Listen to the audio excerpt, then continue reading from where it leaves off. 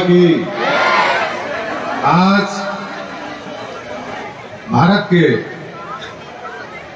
स्वतंत्रता दिवस के 77 साल पूर्ण होने के अवसर पर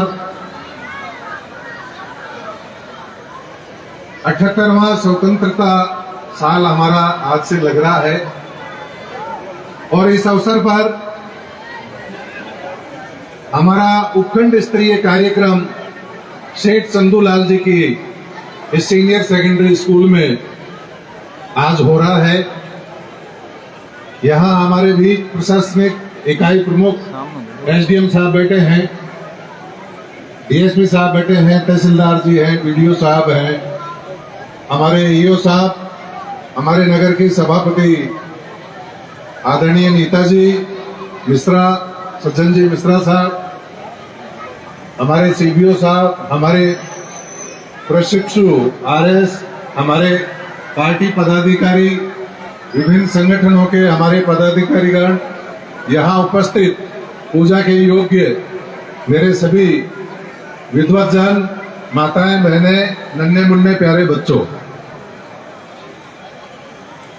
का ध्यान भंग होने लग गया। मैं ये चाहता हूं सभी बच्चे बातें नहीं करें और मेरी तरफ ध्यान करें। सभी बच्चों से आग्रह है, कृपया बातें नहीं करें। भारत की आजादी और इसका मूल्य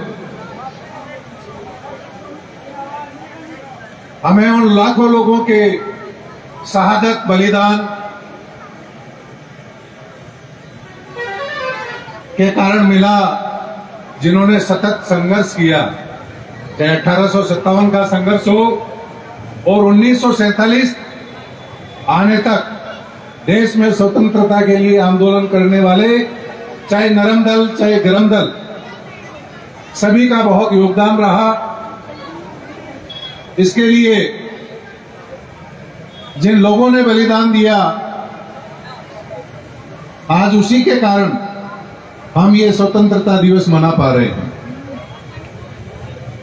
हम सबको ये ध्यान रखना चाहिए कि सन 47 से पहले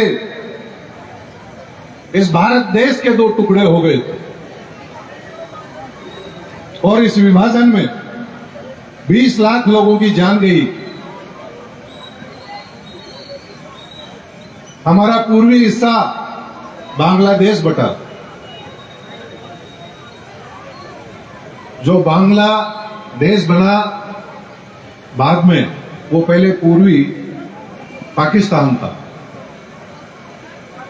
दूसरा पंजाब बटा, इसमें 20 लाख लोग काल कलवित हुए, तब जाकर ये वर्तमान स्वरूप जो है ये हमें प्राप्त हुआ। इसका उल्लेख मैं आज आपके लिए इसलिए कर रहा हूं कि स्वतंत्र भारत में ये किस तरह से हमारी व्यवस्था बैठी रहे, किस तरह से चलती रहे। भारत के जो संविधान निर्माता थे, भारत को आजादी दिलाने वाले शहीद थे, जिन्होंने जिस सोच के साथ इस संविधान को लागू किया, क्या आज हम उसी तौर तरीके से चल पा रहे हैं? क्या बढ़ता हुआ जातिवाद, बढ़ता हुआ भ्रष्टाचार, बढ़ता हुआ पूंजीवाद और बढ़ता हुआ स्वार्थ इस देश को लेकर नहीं डूब जाएगा? हम अमृत महोत्सव में चल रहे हैं, 75 साल से ज्यादा हो चुके हैं। प्रधानमंत्री जी का संकल्प है 2047 तक विकसित राष्ट्र बनाना है। मैं आज इस स्थान पर आप सभी से यह आग्रह करना चाहता हूं कि हम अपनी व्यवस्थाओं में बैठे हुए घर परिवार में लड़ते हैं, छोटी छोटी बातों के लिए लड़ते हैं। राष्ट्र प्रेम बहुत कम हो गया है।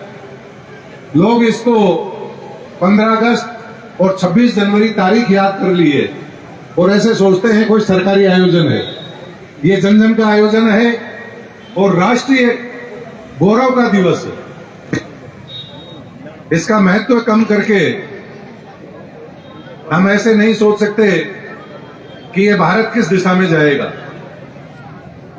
मेरा आपसे आग्रह है कि आपस के लड़ाई झगड़े चाहे पारिवारिक हो, चाहे सामाजिक हो, चाहे जातिगत हो, इन सब से दूर रहकर हमें इस राष्ट्र को मजबूत करना चाहिए।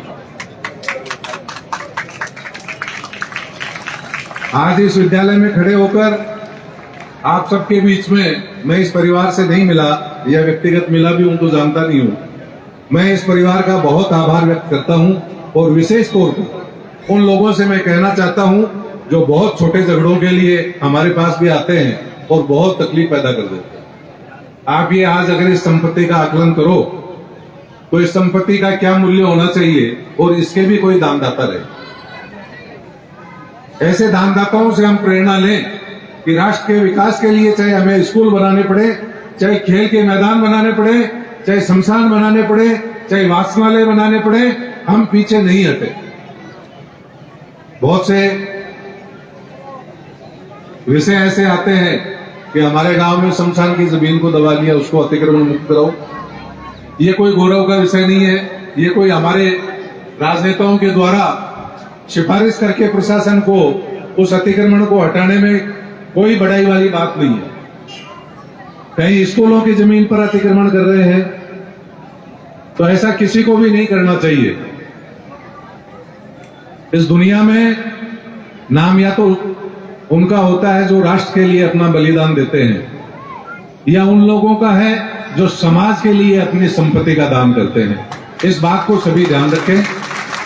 जातिवाद के चक्कर में अगर ज्यादा आएंगे तो ये देश फिर बंटने लगेगा। ऐसा मेरा आपसे आग्रह है। और ये ज्यादा होना चिंतनीय इसलिए हो जाता है कि ये बीमारी बहुत ज्यादा बढ़ती जा रही है। इसमें अच्छे लोग पीछे होते जाएंगे और जो लोग आएंगे वो किसी का भी भला नहीं कर पाएंगे। तो मैं आप सभी से कहना चाहता हूं कि आप खूब अध्ययन करें, हमारा राष्ट्र कैसे स्वतंत्र हुआ उन लोगों को याद करें। वो हमें ऐसा राष्ट्र बनाकर नहीं देखे गए जो आगे जाकर जातिवाद, पूंजीवाद और अपने स्वार्थ के कारण खत्म हो जाए। ये हमारा देश आज चलते चलते पूरे विश्व की आर्थिक शक्ति बनने जा रहा है, पूरे विश्व का विश्व गुरु बनने जा रहा है, पूरे विश्व की ताकत बनते जा रहा है। इसे हमें अक्षुण्ण रखना है और निरंतर आगे बढ़ाना है। प्रधानमंत्री जी का संकल्प है किसान बढ़े, महिलाओं का सम्मान बढ़े, बेरोजगारों को रोजगार मिले और प्रकृति का हम संरक्षण करें। इन सब बातों को चाहे हम प्रशासन में हो चाहे हम आम जीवन में हो, सभी लोग अपना सहयोग करें। और आज स्वतंत्रता दिवस पर मैं आप सभी को शुभकामनाएं देता हूं।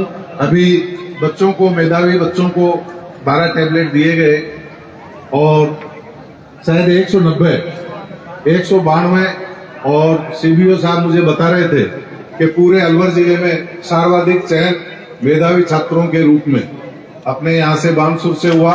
तो मैं पूरे शिक्षक वर्ग का धन्यवाद देता हूं और ये चाहता हूं कि जिस तरह डीयू, जिस तरह सरकारी मेडिकल कॉलेज जिनमें एडमिशन के लिए लाइनें लगती हैं और बच्चों का एडमिशन नहीं हो पाता, आप सभी से मेरा आग्रह है सीनियर सेकेंडरी तक विशेष तौर पर आप अपने पूरी ऊर्जा का उपयोग करें।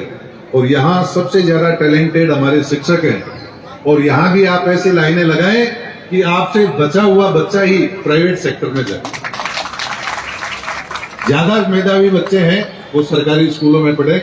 ये इस तरह आप शिक्षा का सीनियर तक भी करें, ऐसा मेरा आपसे आग्रह है। आज के दिन मैं आप सभी के लिए और देश के लिए बहुत सी शुभकामनाएं करता हूं। धन्यवाद। जय हिंद, जय भारत।